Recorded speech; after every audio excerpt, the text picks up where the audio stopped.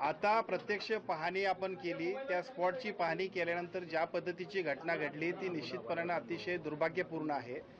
या सगळ्या प्रक्रियेमध्ये ज्या ज्या पद्धतीच्या एकूणच अनियमितता झाल्या असतील त्या सगळ्या अनियमितता सुद्धा गंभीर आहेत। खरं तर अशा पद्धतीची घटनाच घडायला नको, कारण 2 वर्षापूर्वी आम्ही हॉस्पिटल बांधलं आणि मग त्याच्यानंतर अशा गोष्टी होणं हे आमच्या दृष्टिकोनातून सुद्धा ते चुकीचंच आहे। फक्त प्रश्न असा आहे की नेमकं तो जो झालेली घटना आहे 3-3:30 वाजता रात्री झाली, त्या 3:30 वाजता झालेल्या घटनेचं नेमकं कारण काय आहे हे सुद्धा आपण घेतलं पाहिजे। आणि मी आपल्याला सांगतो की ते कारण शोधणं आणि त्या कारणाप्रमाणे ज्या गोष्टी आवश्यक आहेत त्या ज्या गोष्टी आवश्यक आहेत ज्या गोष्टींच्यामुळे घडलंय या सगळ्या गोष्टीची शहानिशा करण्यासाठी आपण एक कमिटी आयुक्तांच्या अध्यक्षतेखाली नेमतोय।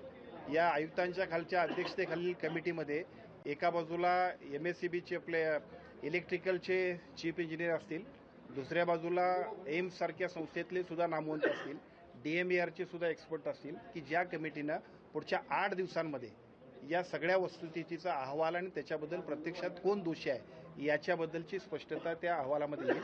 त्या अहवालानंतर जे याच्यामध्ये ज्यांनी याच्यामध्ये दुर्लक्ष केलं असेल, ज्यांच्यामुळे या घटनाक्रमाला जे जबाबदार असतील त्या सगळ्यांच्यावरती अतिशय कडक कारवाई करण्याबद्दल त्या अहवालाप्रमाणे आम्ही पुढे जाणार आहोत। प्रथम दर्शनी क्या लगा आपको, किससे आग लगी? प्रथम दर्शनी एक आग क्यों लगी?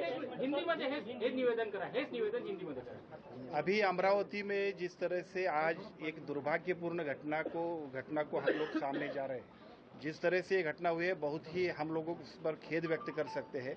जिस तरह से हम लोगों ने लोगों के लिए एक अच्छी हॉस्पिटल हम लोगों ने शुरू किया है और शुरू करने के बाद ये ऐसी घटना घट जाएगी तो ये बहुत ही दुर्भाग्यपूर्ण घटना है। इस घटना को जो जिम्मेदार होंगे उनके लिए आज ही हम एक कमेटी बिठाएंगे।